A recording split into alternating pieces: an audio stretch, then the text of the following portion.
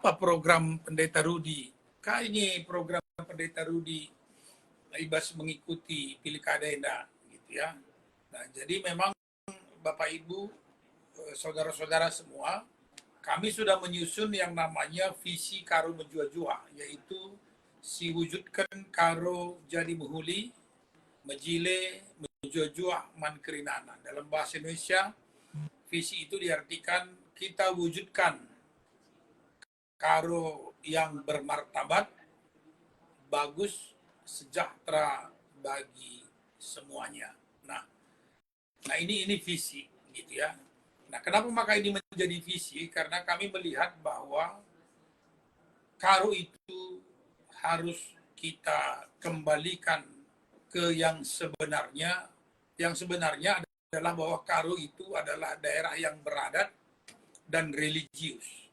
Jadi Karo itu memiliki peradatan yang sangat bagus, itu yang sangat bagus. Sehingga orang Karo itu lebih tersinggung dia dikatakan lakam radat asangkan lakam ragama gitu ya. Begitu tingginya bahwa orang Karo itu benar-benar merasa diri orang yang memiliki tata krama gitu ya, memiliki tata krama. Nah, dan dia memiliki sopan santun dan memiliki etos kerja yang tinggi. Itulah Karo gitu ya.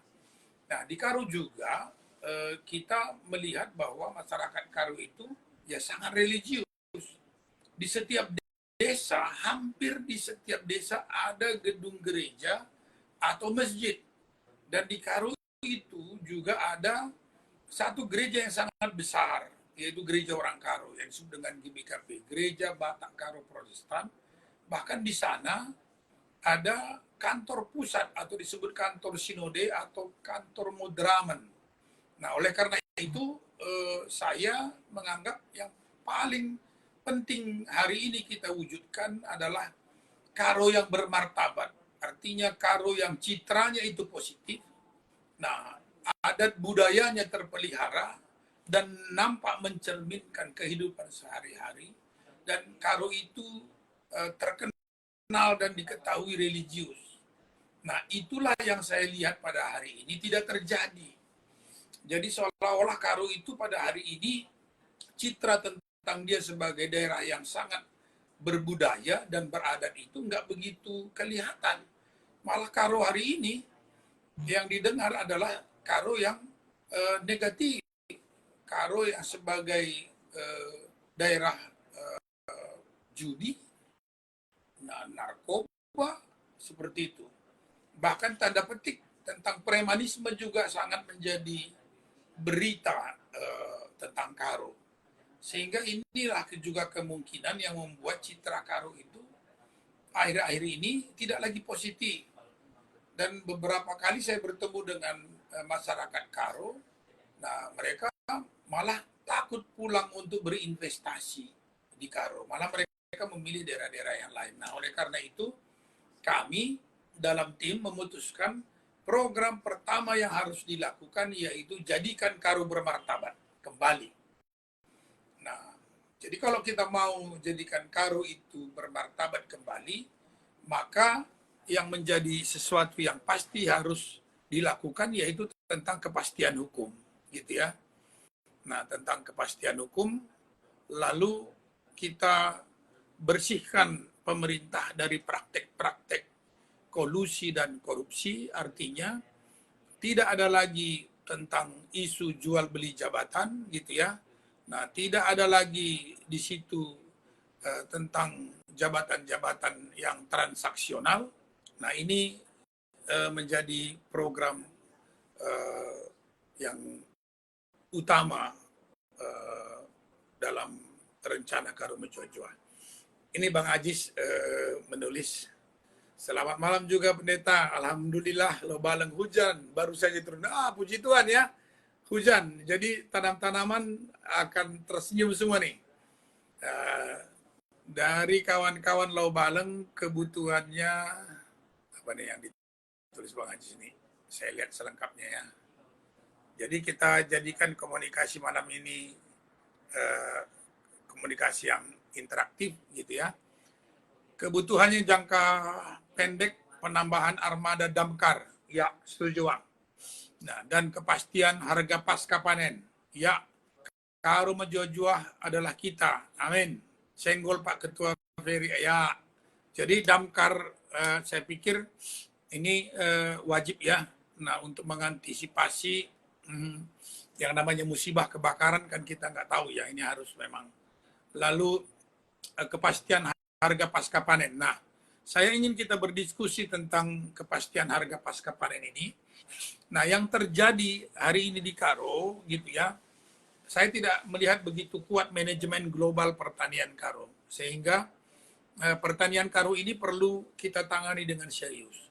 Satu potensi kita yang sangat luar biasa sebenarnya adalah masyarakat Karo itu betul-betul menurut saya tangguh gitu ya, istimewa, bahkan saya katakan unggul karena produktivitas daripada orang Karo itu luar biasa dalam bertani gitu ya. Hanya sayangnya pola pertanian kita sepertinya tidak termanage dengan serius di Karo. Maka kedepannya kita perlu memanage pertanian ini agar ada konsep manajemen sehingga kita bercocok tanam itu, masyarakat bercocok tanam itu memang sudah ada rencana pemasarannya gitu ya, sehingga harga pasca panen itu bisa kita jaga sedemikian rupa sehingga jangan sampai terjadi penurunan dan merugikan petani. Oleh karena itu konsep konsep saya yaitu kita rencanakan Karo menjadi pertanian yang terencana. Artinya kita akan menghimbau, mendorong, dan mengorganisir dan mengatur agar pertanian Karo itu sesuai dengan kebutuhan pasar. Nah, apa yang dibutuhkan pasar dan kita teliti sebesar apa kemampuan pasar untuk menampung produktivitas pertanian Karo itu. Karena kalau misalnya ini tidak dipantau, tidak diarahkan, bisa saja nanti terjadi salah satu jenis komoditi bisa overproduksi. Karena kemungkinan saja jenis tanaman itu bukan hanya Karo yang memproduksi, karena di sekitar kita juga ada, gitu ya. Ada kabupaten-kabupaten lain yang melakukan kegiatan pertanian ini. Kita harus benar-benar melakukan manajemen untuk pertanian kita. Lalu ada dua program yang ingin kita unggulkan juga di pertanian, yaitu dalam hal pemastian tentang benih dan juga menjaga ketersediaan pupuk dan obat-obatan yang mendukung proses pertanian.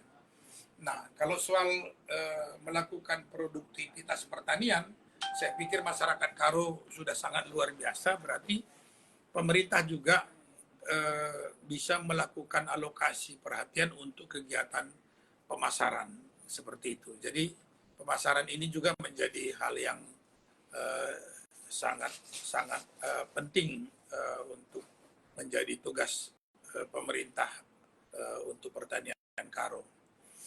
Sepertinya malam ini saya akan bicara tunggal gitu ya, sehingga saya akan coba baca lagi apa yang ditulis oleh teman-teman.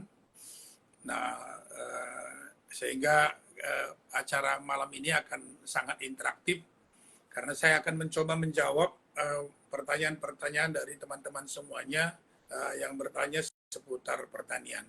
Kalau Megawati ada menulis begini, bentuk sentral di setiap kecamatan guna penyaluran kompos pupuk organik dengan harga terjangkau bagi petani Karo. Ya, ide ini cukup baik dan saya berpikir bahwa penggunaan pupuk organik ini akan kita jadikan prioritas, gitu ya. Kita jadikan prioritas, bahkan karena pupuk ini memungkinkan untuk kita produksi di Karo, maka ini juga akan kita lakukan, gitu ya. Nah, kita coba untuk meningkatkan semaksimal mungkin penggunaan pupuk organik dan menekan semua penggunaan pupuk kimia seperti itu. Begitu, Bu Megawati. Saya nggak tahu nih Bu Megawati atau Pak Megawati gitu ya. Nah, terima kasih atas sarannya. Ada Agnes di Tiga Binanga, ada Debbie di Susuk. Selamat malam Agnes dan selamat malam Debbie. Ini Debbie ini beberengku gitu ya. Nah, ada sama Digo dan Dilo di Susuk. Semoga kalian semua sehat-sehat di sana. Nah, ini yang luar biasa nih. Ada Singapura Tekton. Nah, dari Kuta Rakyat ikut bergabung. Wah, sedang di Kuta Rakyat ya. Salam saya ya buat semua teman-teman yang ada di Kuta Rakyat. Dulu tahun 93 saya bertugas di Naman. Kuta Rakyat adalah daerah yang menjadi tanggung jawab saya juga. Waktu itu saya sebagai pendeta di Naman, dan Kuta Rakyat selalu saya lewati di saat kami menuju ke Kebayakan untuk memotivasi pembentukan kredit union di desa Kebayakan, dan pengen sekali untuk berkunjung kembali ke Kuta Rakyat dan Kebayakan. Salam ya buat teman-teman di Kuta Rakyat. Kalau pendeta Tony di Singapura dan Nora mungkin sedang di sana. Oke. Seperti itu yang saya sampaikan tentang program yang kita pikirkan tentang pertanian. Nah, berarti kalau kita lihat bahwa dari sisi lokasi, Karo itu sangat strategis. Dari sisi personality para petani dan orangnya luar biasa tangguh, gitu ya. Nah, ada dua hal lagi yang perlu dilakukan oleh pemerintah untuk Karo. Yang pertama yaitu bagaimana supaya pertanian Karo itu kita jadikan pertanian yang modern. Artinya bahwa pertanian Karo itu harus di-manage dengan manajemen modern. Itu yang saya sebut tadi dengan manajemen global pertanian Karo. Artinya kita produksi komoditi pertanian di Karo, tapi kita juga melihat apa yang menjadi kebutuhan pasar dunia, pasar Indonesia dalam kita memajukan pertanian Karo. Ini yang disebut dengan manajemen global. Selain daripada itu, maka kita juga coba mengatur agar jangan sampai jenis-jenis pertanian yang digemari masyarakat ini overproduksi sehingga nanti market tidak sanggup untuk menampung. Nah, ini yang bisa mengakibatkan harga anjlok karena overproduksi. Nah, oleh karena itu manajemen ini harus dihidupkan dan real time seperti itu. Baru yang berikut teknologi pertanian. Nah, teknologi pertanian harus kita modernkan. Maka peralatan-peralatan untuk produksi, peralatan-peralatan untuk bercocok tanam ini akan kita datangkan teknologinya, gitu ya. Nah, karena kita tahu bahwa teknologi pada hari ini itu bukan barang yang mahal, gitu ya. Teknologi itu pada hari ini barang yang murah. Nah, kita akan buka akses, gitu ya. Buka akses agar petani Karo atau bahkan produsen teknologi pertanian datang ke Karo. Nah ini memang membutuhkan rangkaian-rangkaian kebijakan. Misalnya kalau kita menginginkan para produsen alat pertanian atau pendukung pertanian datang ke Karo membuka cabangnya atau membuka toko, Karo harus kita benahi, harus kita hilangkan semua bentuk-bentuk pola-pola premanisme yang ada di Karo. Karo harus kita pastikan hukumnya sehingga orang berani untuk berinvestasi ke Karo. Nah, ini yang membuat Karo itu tidak bisa maju dan berkembang karena orang nggak berani datang berusaha ke Karo.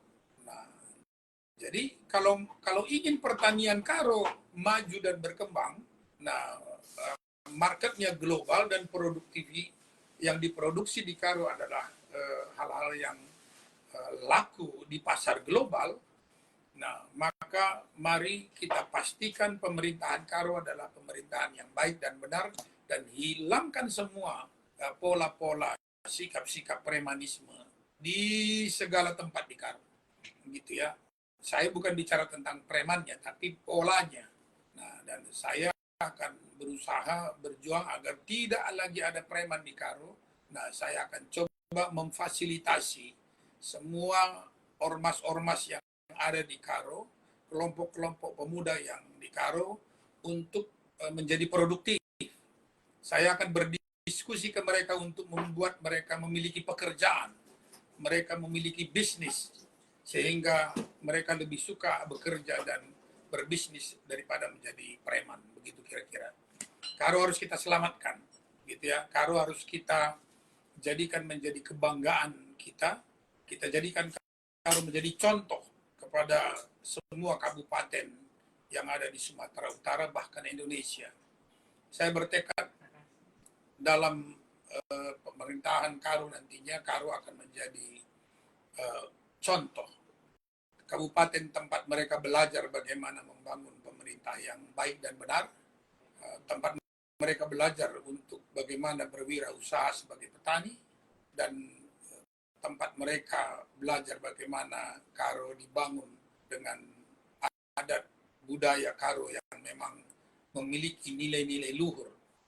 Saya bicara tentang nilai-nilai luhur bertepatan ini adalah bulan kemerdekaan kita merayakan 17 Agustus, bahwa Karo itu, nah dalam diskusi kita sebut sebagai tanah para patriot, karena di Karo itu banyak sekali para pejuang yang dengan tegas dan berani melawan semua praktek-praktek penjajahan.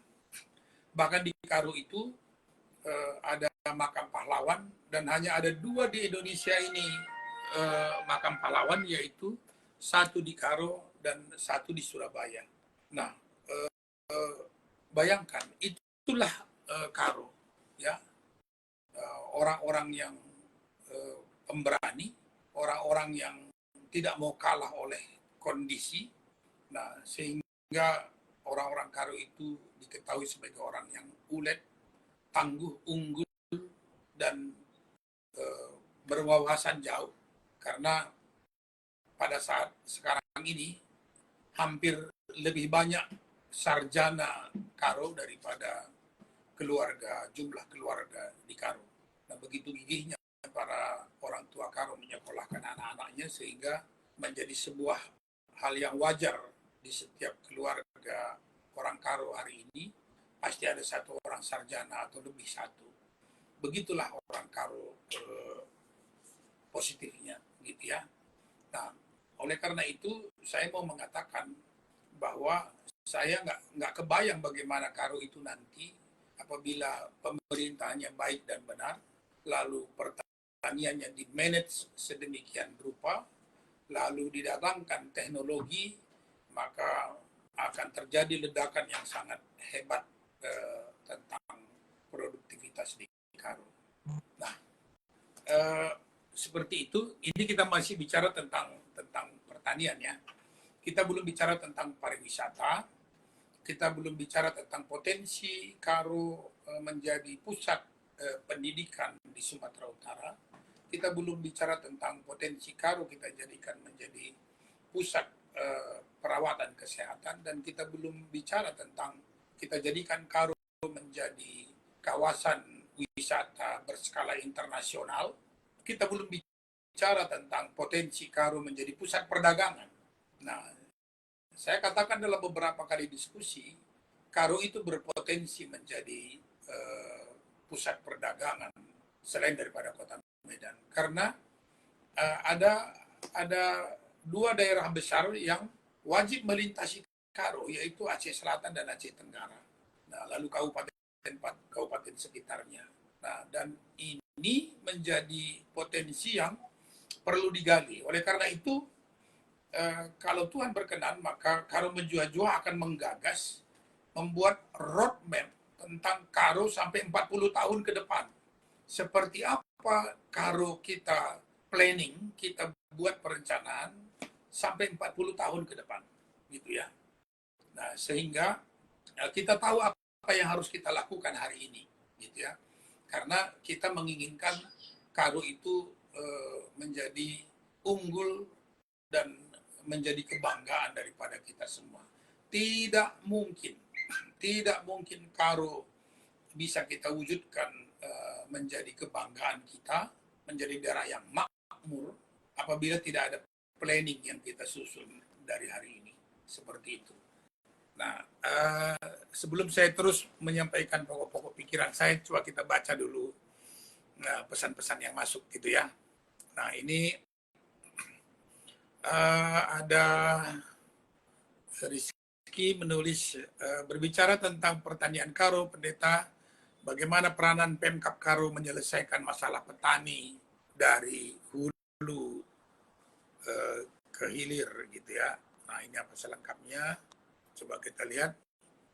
Nah, pemasaran hasil tani. Itu tadi yang saya sampaikan bahwa kalau kita bicara tentang pertanian, maka pemerintah harus ikut berperan. Tadi yang saya sebut dengan manajemen global pertanian Karo. Manajemen global pertanian Karo, tadi saya katakan bahwa kita akan melakukan program untuk memastikan bibit tersedia, pupuk tersedia, lalu kita juga akan membaca apa yang menjadi kebutuhan market dunia dan juga Indonesia yang bisa kita pasok dari Karo, sehingga petani kita arahkan untuk bercocok tanam itu. Lalu kita juga melihat kebutuhan dan kemampuan daya tampung pasar. Kita juga akan melakukan modernisasi peralatan dan teknologi pertanian. Ini kita akan datangkan, saya garanti pertanian Karo itu akan modern. Bila perlu kita buat menjadi super modern gitu ya. Artinya kalau bisa pompa jeruk tidak lagi digendong pompanya, tapi pakai drone. Jadi jeruk itu dibawa pakai drone gitu ya. Karena teknologi sekarang seperti itu. Kalau kita lihat pertanian di Eropa, di Amerika Selatan, bahkan di daerah Asia lainnya, nah teknologi itu udah diturunkan dan saya sangat yakin bisa mendatangkan teknologi itu ke Karo sehingga pertanian Karo itu tidak lagi terlalu banyak harus dikerjakan oleh tenaga manusia, tapi kita turunkan teknologi untuk meringankan pekerjaan-pekerjaan. Nah, dari diskusi saya katakan bahwa tanah tempat bertani di Karo itu subur. Orangnya unggul. Nah, kalau petani Karo itu nggak perlu lagi dididik banyak-banyak, nggak perlu diajari, tinggal diarahkan. Maka kalau seperti ini akan meledak nih hasil pertanian Karo akan terjadi peningkatan kualitas dan peningkatan jumlah. Artinya pemerintah nggak perlu terlalu lelah untuk mengurusi pertanian ini, gitu ya, nggak perlu sebenarnya terlalu lelah. Yang perlu dilakukan pemerintah yaitu membuka market atau dengan kata lain membantu petani memasarkan hasil produksi pertaniannya. Karena para petani Karo itu nggak perlu lagi diajari, tinggal dibimbing, diarahkan saja. Mereka sudah sangat luar biasa. Jadi kesulitan mereka hari ini yaitu mereka butuh tempat untuk menjual hasil taninya.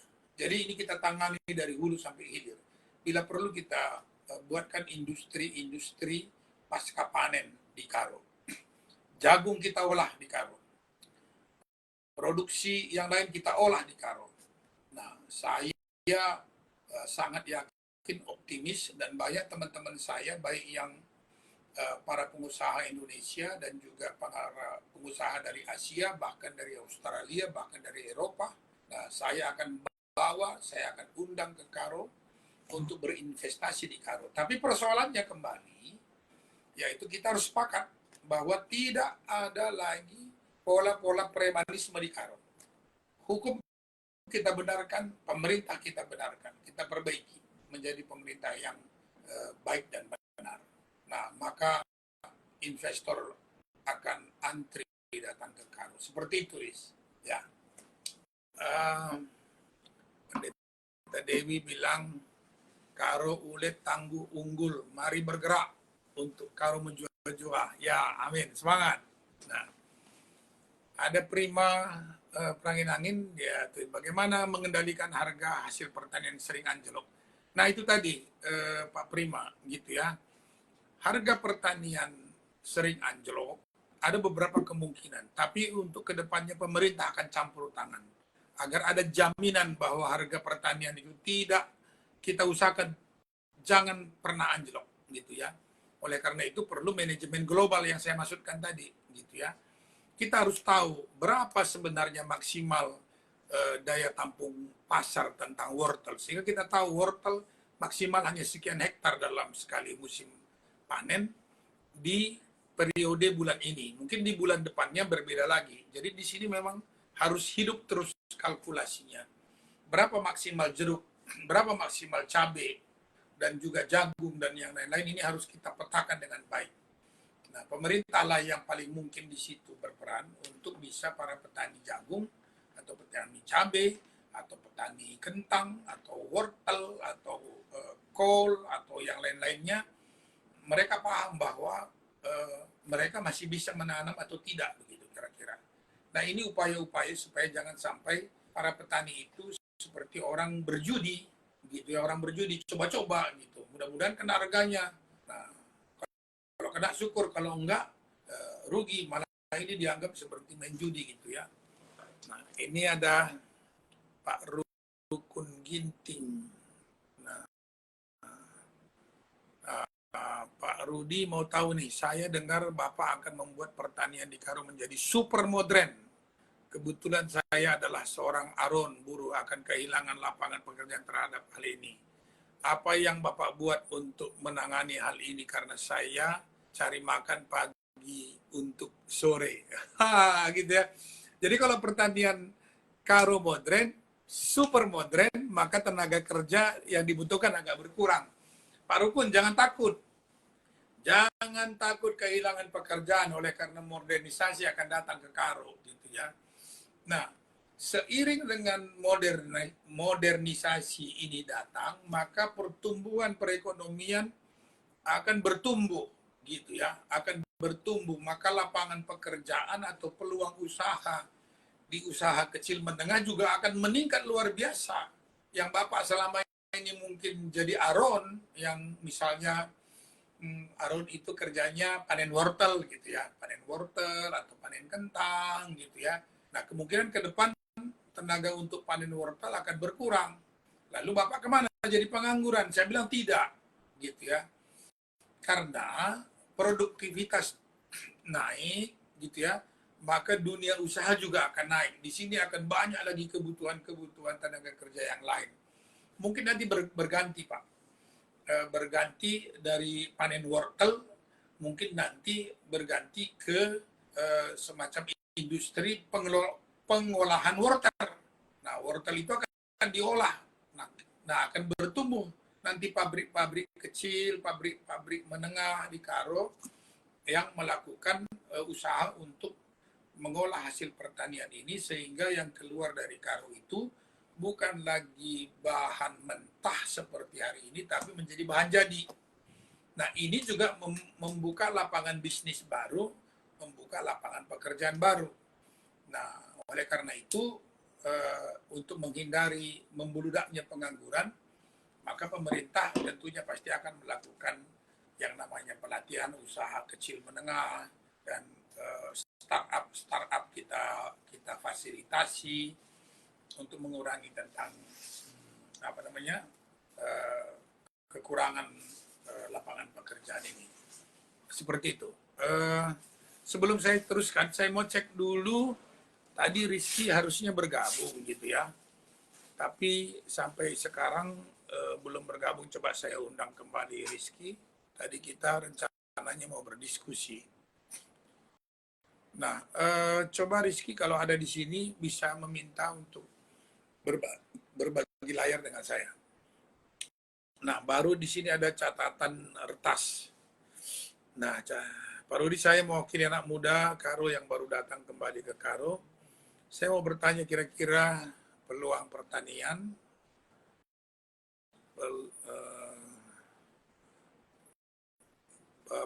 pertanian ada nggak nih untuk anak muda? Dan apakah ada pelatihan petani organik untuk anak muda di program Parudi? Terima kasih. Tadi kira-kira 15 menit yang lalu saya sudah bicara tentang ini, tentang pupuk organik. Ya, yang tentunya ini seiring dengan pertanian organik. Malah ini yang kita unggulkan, malah ini yang kita dorong. Karena pertanian organik itu lebih banyak diminati gitu ya, lebih banyak diminati oleh market-market yang ada di Indonesia, bahkan di luar Indonesia gitu ya. Nah, karena pertanian karo akan menjadi pertanian yang modern, bahkan super modern gitu ya. Nah, ini menjadi lapangan yang sangat menarik bagi orang muda, karena orang muda banyak yang merasa tidak tertarik lagi sebagai petani. Nah, karena pertaniannya terlalu tradisional gitu ya. Nah, kalau pertaniannya kita modernkan, nah ini akan menjadi apa namanya? Menjadi menarik bagi orang muda gitu ya. Dan saya bertekad ya perhatian untuk pengusaha-pengusaha muda ini akan kita lakukan. Bahkan waktu itu pernah diskusi, saya ditantang untuk mewujudkan 2.000 milioner muda di Karo, gitu ya. Saya bilang, kenapa tidak, gitu ya? Kenapa tidak? Nah, kita akan melakukan terobosan-terobosan, nah agar orang muda bisa berkarya. Nah, pada saat ini sangat dibutuhkan banyak startup untuk mengolah hasil pertanian karo. Contoh ya, stroberi kita bagus gitu ya. Nah, kita perlu nih kehadiran orang muda untuk mencoba membuat stroberi itu menjadi barang jadi keluar dari karo gitu ya. Nah, kita mulai dari kecil-kecil, jangan langsung bikin pabrik yang besar dengan harga miliaran, enggak juga. Kita bisa mulai dari yang kecil gitu. Nah, seperti itu ya, namanya catatan retas ID. Nah, kayaknya bukan nama orangnya. Ada Raja Clinton Hutasoit, menjua bang, pendeta, saya ada terbersit pertanyaan. Apakah karena kemandirian dan etos kerja petani karo yang baik, karo yang baik ini dimanfaatkan oknum-oknum untuk meraup keuntungan? Wah. Salah satu contoh, tidak adanya perhatian pemerintah ketika petani gagal panen atau harga anjlok. Tapi petani karo itu tetap menanam meskipun mereka sudah merugi. Bagaimana menurut abang persoalan ini? Nah, ini memang persoalan yang terus menjadi bahan diskusi. Bagaimana tanggung jawab pemerintah apabila ada satu keluarga, dua keluarga mengalami kerugian dalam bertani, gitu ya. Memang agak susah sekali kita mencari solusinya. Apakah kegagalan itu akibat daripada hal-hal yang di luar jangkauan daripada petani, atau akibat daripada keteledoran atau kekurangan atau apa. Jadi ini kan perdebatannya. Nah, maka saya berpikir dari semua yang saya jelaskan dari awal tadi, nah bagaimana pemerintah hadir di tengah-tengah para petani untuk yang saya katakan mendampingi, membimbing, mengarahkan, mendukung, gitu ya, sampai kita memikirkan ke pemasarannya. Nah, sampai kita bertekad dan berjanji untuk menjamin ketersediaan pupuk dan obat-obatan. Nah, seperti setiap saya ke desa, selalu saja yang jadi keluhan yaitu tidak meratanya pembagian pupuk subsidi, dan bahkan terkadang juga langka. Nah, sehingga masyarakat harus bergantung kepada pupuk kimia non subsidi yang harganya cukup melambung tinggi. dan mengakibatkan biaya produksi pertanian itu, petani itu jadi tinggi. Nah, ini menjadi perhatian yang serius, gitu ya. Nah, saya nggak begitu paham yang dimaksudkan dengan ada oknum-oknum memanfaatkan eh, para petani itu. Tapi kalau itu misalnya dari pihak aparatur pemerintah, saya pastikan ini akan berakhir, gitu ya. Nah, tidak akan ada lagi yang hal-hal yang seperti itu. Kalau ada aparatur pemerintah atau di pemerintahan yang akan berlangsung nanti masih melakukan hal-hal yang seperti itu, gitu ya. Nah, ini saya akan buka pintu seluas-luasnya bila perlu. Setiap minggu kita adakan forum terbuka untuk saya bisa mendengar secara langsung persoalan-persoalan yang terjadi di lapangan, gitu ya. Nah, karena sangat menyedihkan bagi saya kalau ada dari pihak pemerintah yang malah memanfaatkan para petani itu karena ketidaktahuan atau karena kelemahannya seperti itu.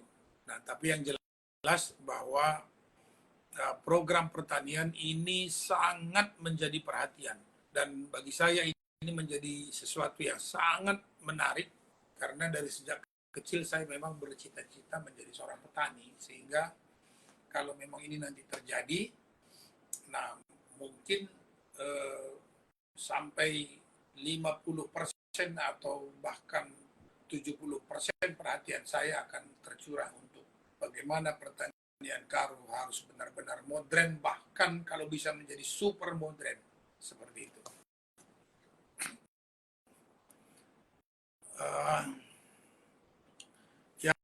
Singapura bilang semoga petani ke depannya berdaulat atas harga. Wah, keren. Kalau sampai begitu bisa sangat keren. Harga hasil panen seringkali dipermainkan oleh tokeh atau pemilik modal.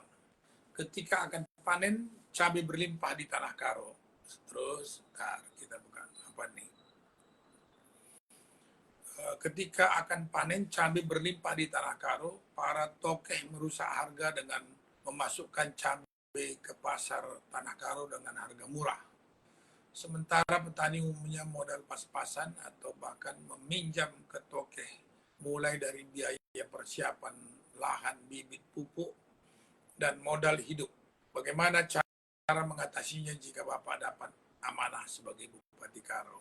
Waduh. Ini tadi sudah kita jelaskan ya, nanti kalau saya jelaskan malah berulang-ulang lagi gitu ya. Ini yang tadi saya sebutkan dengan manajemen global pertanian Karo.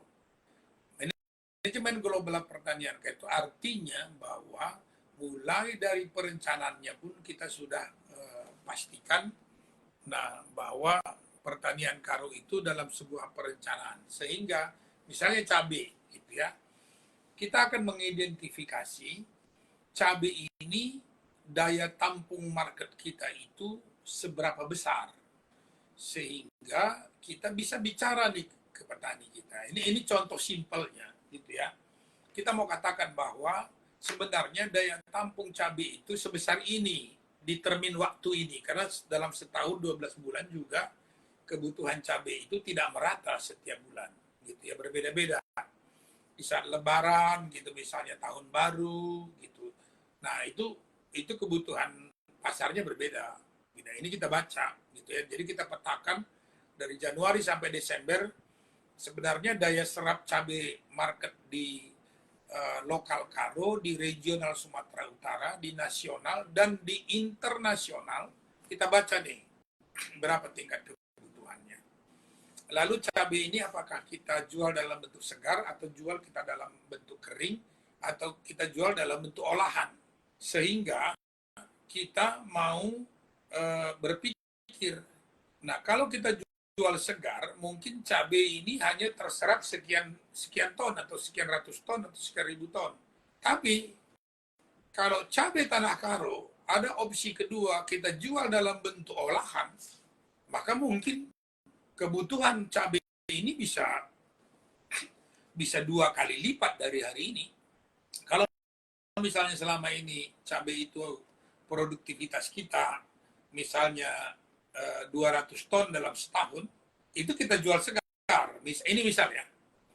Tapi kalau kita keluarkan opsi bahwa selain daripada segar, kita jual cabai ini dalam bentuk olahan, misalnya cabai dalam bentuk kering, cabai dalam bentuk bubuk, dan ini marketnya kita tembus sampai ke luar negeri, katakanlah ke Amerika, Eropa, Australia, dan daerah Asia, maka ini lain cerita, gitu ya.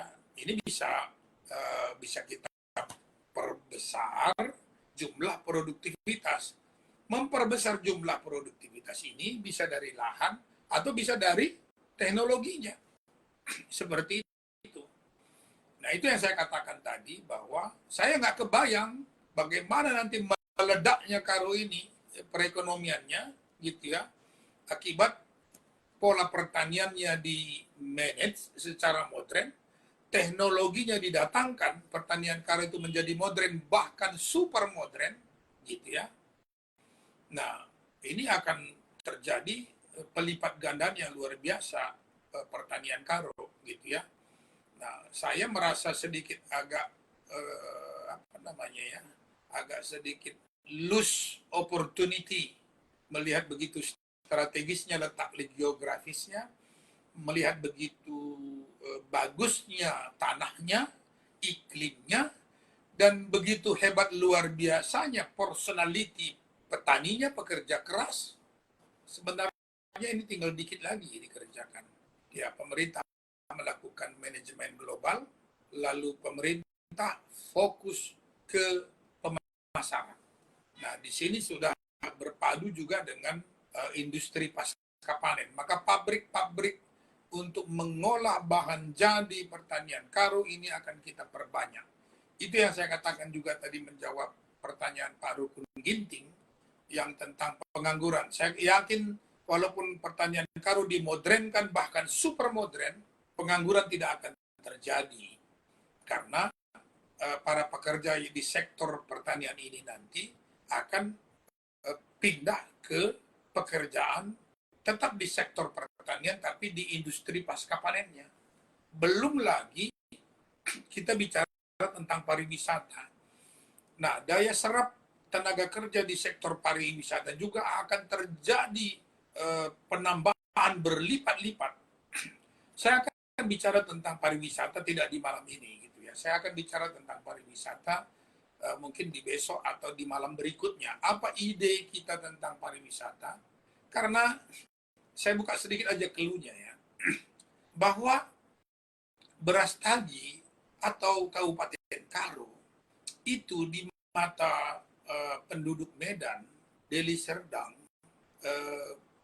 Binjai, Langkat, bahkan sampai ke arah Tanjung Pura, arah ke Aceh sana, begitu ya, terus ke arah sampai tebing tinggi, Siantar, bahkan sampai ke negara tetangga Malaysia, itu Brastagi itu seperti daerah yang bukan berada di Sumatera Utara, itu seperti luar negeri mereka anggap.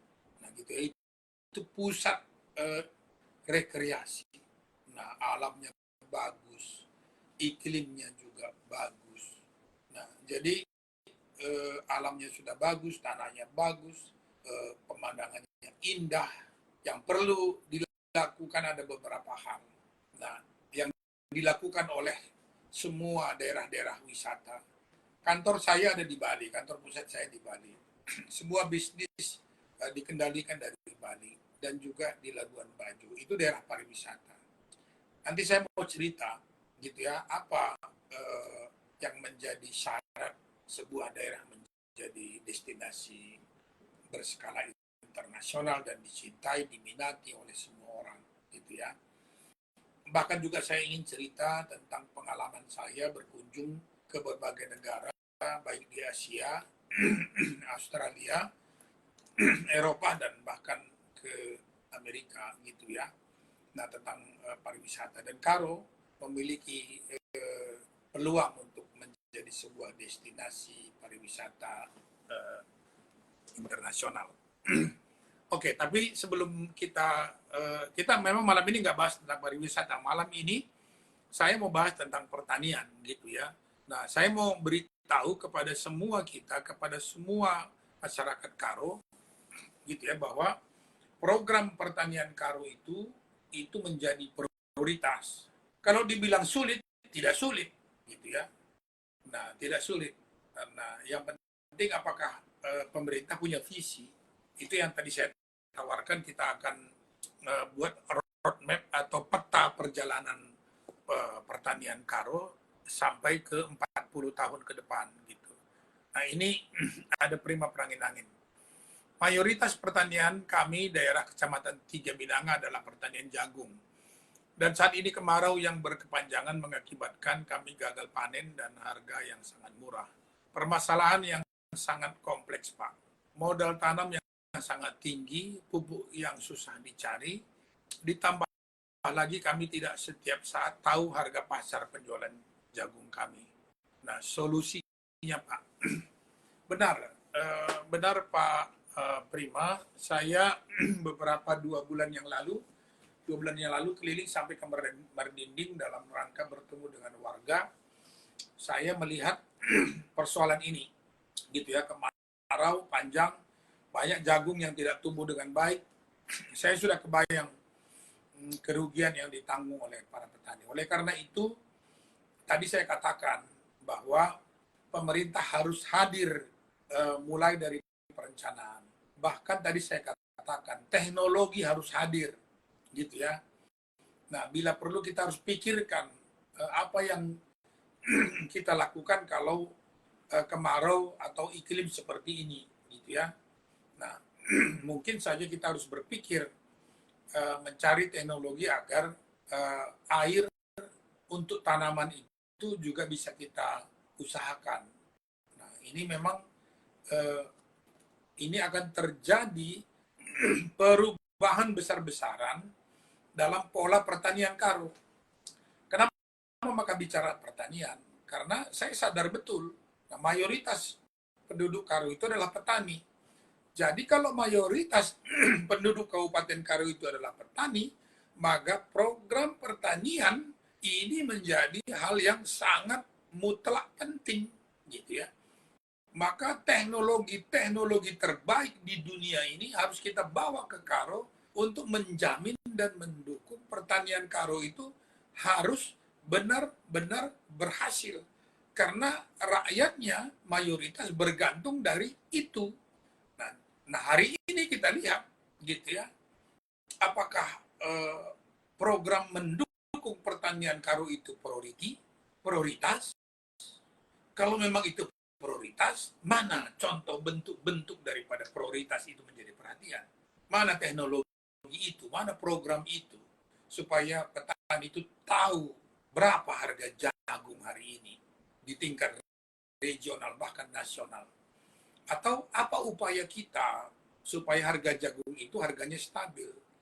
Nah, menurut saya kapanpun kalau jagung di Karo itu selalu keluar dalam bentuk mentah, bukan dalam bentuk barang jadi, maka harga jagung gampang sekali terjadi naik turun yang ekstrim. Dan ini menjadi permainan tanda petik, tadi ada yang menyebut toke, ada cukong, ada mafia, gitu ya. Nah, maka kita harus buat program yang pro petani, gitu ya. Program pertanian yang pro petani, gitu ya. Kasihan petani kita bercocok tanam seperti orang bermain judi, seperti itu. Jadi seperti itu Pak Prima, gitu ya. Saya jadi terbakar dengan pertanyaan itu, jadi naik sedikit semangat saya, gitu ya.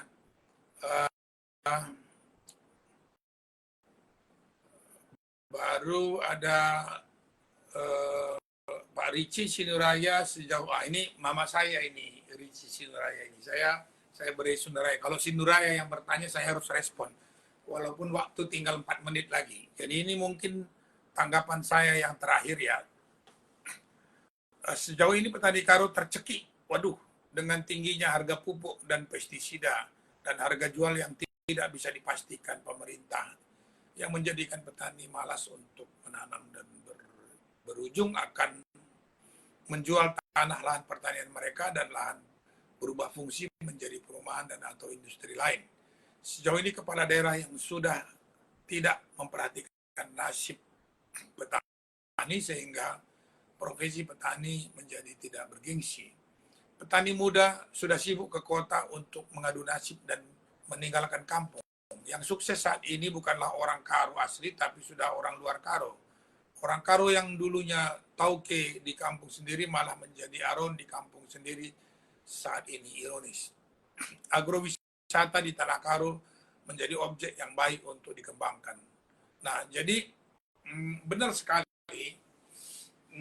banyak pesimistis petani, karena para petani itu saya lihat dari pertemuan saya, mereka itu seperti main judi gitu ya. Jadi nggak ada teori, nggak ada prediksi, coba-coba semua gitu ya. Lalu mereka tidak mendapatkan informasi gitu ya. Nah, ini prihatin gitu ya, padahal di situ mereka menggantungkan hidupnya. Oleh karena itu manajemen global pertanian Karo ini wajib untuk diterapkan dan kita berikan informasi yang cukup lengkap kepada petani sehingga dia tahu, dia pilih dia mau tanam yang mana, dan kita paparkan sampai ke potensi market pasarnya.